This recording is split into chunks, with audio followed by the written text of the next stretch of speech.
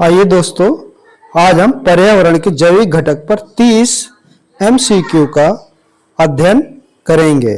Okay, तो पहला प्रश्न है, पर्यावरण के जैविक घटक कौन कौन से होते हैं? अब इसका उत्तर आप लोग बताइए। आपका सही उत्तर है ए, उत्पादक, उपभोक्ता, अपघटक। दूसरा प्रश्न, उत्पादकों को और किस नाम से जाना जाता है? देखिए, इसका सही उत्तर होगा ए, ऑटोट्रोफ्स। ओके, हमारा अगला प्रश्न है, प्राथमिक उपभोक्ता किसे कहा जाता है? ए, शाकाहारी जीव, बी, मांसाहारी जीव, सी, सर्वाहारी जीव और डी, अपघटक। तो हमारा उत्तर हो जाएगा ए, शाकाहारी जीव। पांचवा प्रश्न है, गाय, बकरी, खरगोश किस उपभोक्ता वर्ग में आते हैं? ए, प्राथमिक उपभोक्ता, बी, द्वितीयक उपभोक्ता, तृतीय उपभोक्ता और डी, अपघटक। तो हमारा उत्तर होगा ए, प्राथमिक उपभोक्ता। छठवां है, द्वितीयक उपभोक्ता प्रायः कौन होते हैं? तो ए, शाकाहारी, बी, मांसाहारी, सी, अपघटक और डी, उत्पादक। तो हमारा उत्तर होगा बी, मांसाहारी। ओके, चील, शेर, बाघ किस श्रेणी के उपभोक्ता है? प्राथमिक, द्वितीयक, तृतीयक या अपघटक? तो हमारा सही उत्तर हो जाएगा सी, तृतीयक। अब हमारा आएगा आठवां प्रश्न, भोजन श्रृंखला फूड चेन का प्रारंभ किससे होता है? तो देखिए, बताएंगे। हमारा सही उत्तर होगा उत्पादक से। अब हमारा है अगला प्रश्न, अपघटक डिकम्पोजर्स किसे कहते हैं? सोचिए, आपका सही उत्तर क्या होगा कि अपघटक किसे कहते हैं? तो हमारा उत्तर होगा ए, मृत कार्बनिक पदार्थों को सरल रूप में बदलने वाले जीव। 10वां प्रश्न है, अपघटक का उदाहरण है? ए ऑप्शन शेर, बी गाय, सी बकरी, डी बकरी। सी आपका कवक है, तो आपका यही आंसर भी होगा। 11वां नंबर है कि सर्वाहारी जीव कौन से हैं? तो देखिए, सर्वाहारी वो जीव होते हैं जो क्या होते हैं, शाकाहारी भी होते हैं और मांसाहारी भी होते हैं। तो इसका सही उत्तर क्या हो जाएगा? आप लोग समझ गए होंगे कि इसका उत्तर होगा सी। 12वां प्रश्न है कि मनुष्य किस श्रेणी में आता है? तो आप समझ गए ना कि मनुष्य शाकाहारी भी होता है और मांसाहारी भी होता है, इसलिए इसका सही उत्तर आएगा कि मनुष्य किस श्रेणी में आता है? तो ये उत्तर होगा सी, सर्वाहारी। 13वां है, शाकाहारी जीवों को और क्या कहा जाता है? तो दोस्तों, आपको सभी के शाकाहारी, मांसाहारी, सर्वाहारी सभी के इंग्लिश में नाम याद करने होंगे। तो इसका जो सही उत्तर होगा बी होगा, हर्बीवोर।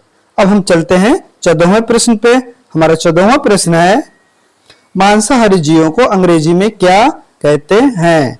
अब देखिए, इसका उत्तर आप लोग खुद बताइएगा और कमेंट में लिखिएगा। सोचिए क्या होगा। तो हमारा बताता हूं, इसका आंसर होगा सी।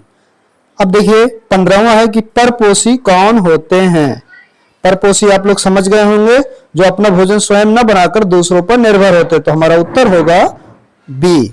ओके, 16वां प्रश्न होगा हमारा, परजीवी का उदाहरण है? तो देखिए, आपके ऑप्शन है ए, बाघ, बी, अमरवेल, सी, गिद्ध और डी है आपका खरगोश। तो आपका जो सही उत्तर होगा वो होगा बी, अमरवेल। हम देखिए, परजीवी दूसरे कॉन्सेप्ट में देखेंगे तो ये चारों भी परजीवी है, वो हम आपको आगे आने वाली वीडियो में अच्छे से समझाएंगे कि परजीवी का मतलब क्या होता है। अब हम चलेंगे 17वें प्रश्न पे कि शाकाहारी जीव भोजन श्रृंखला में किस स्तर पर होते हैं? तो देखिए, इसको आप बताएंगे कि ये द्वितीय स्तर पे होते हैं, क्योंकि प्रथम स्तर पर क्या होता है? प्रथम स्तर पर आपके उत्पादक होते हैं और द्वितीय स्तर पर शाकाहारी, तृतीय स्तर पर मांसाहारी। ओके, अब अगला प्रश्न देखते हैं, उत्पादकों में ऊर्जा का स्रोत क्या है? तो इसका सभी लोग जानते हैं कि इसका सही उत्तर क्या होगा? सी होगा, सूर्य का प्रकाश। 19वां है कि गिद्ध किस प्रकार का उपभोक्ता है? ए प्राथमिक, बी द्वितीयक, सी मृतभक्षी और डी है आपका उत्पादक। तो हमारा उत्तर होगा सी स्कैवेंजर। 20वां प्रश्न है कि मृत कार्बनिक पदार्थों को सरल यौगिकों में बदलने की प्रक्रिया क्या कहलाती है? तो इसका जो सही उत्तर होगा वो होगा सी अपघटन। 21वां प्रश्न है कवक किस वर्ग में आते हैं? उत्पादक, अपघटक, प्राथमिक उपभोक्ता या फिर डी तृतीयक उपभोक्ता। तो उत्तर होगा बी अपघटक। अब हमारा 22वां प्रश्न है लिचेन किसका उदाहरण है? ए परजीविता, बी सहजीविता, सी मृतभक्षण और डी अपघटन। तो हमारा सही उत्तर होगा बी सहजीविता। ओके, अब हमारा अगला प्रश्न है 23वां कि पर्यावरण के जैविक घटक सीधे किससे संबंधित होते हैं? तो इसका सही उत्तर हो जाएगा आपका बी जीवित प्राणियों से। ओके, अब हमारा आएगा 24वां प्रश्न है कि पर्यावरण के 3 मुख्य घटक हैं। तो आपका ए है जैविक, अजैविक, सामाजिक, बी जल, मृदा, वायु, सी पर्वत, नदी, झील और डी है आपका ऊर्जा, पोषण, वायु मंडल। तो हमारा सही उत्तर हो जाएगा ए जैविक, अजैविक और सामाजिक। 26वां है परपोषी पौधों का उदाहरण कौन है? ए गेहूं, बी अमरबेल, सी मटर और डी। तो सही उत्तर हो जाएगा बी अमरबेल। चलिए 27वां प्रश्न है मृतभक्षी और अपघटक में क्या अंतर है? ए दोनों समान है, बी मृतभक्षी मृतजीव खाते हैं, अपघटक उन्हें सड़ाकर सरल यौगिक बनाते हैं, सी मृतभक्षी प्रकाश संश्लेषण करते हैं और डी अपघटक मांस खाते हैं। तो हमारा सही उत्तर होगा बी। अब हमारा आएगा 28वां प्रश्न है कि प्राथमिक उत्पादकता किससे संबंधित है? बहुत ही इजी प्रश्न है, तो इसका उत्तर क्या होगा आप लोग खुद बताइएगा। ओके, 29वां है खाद्य जाल क्या है? ए केवल एक सीधी श्रृंखला है, बी अनेक श्रृंखलाओं का आपस में जुड़ाव है, सी केवल शाकाहारी जीवों का समूह है और डी केवल मांसाहारी जीवों का समूह है।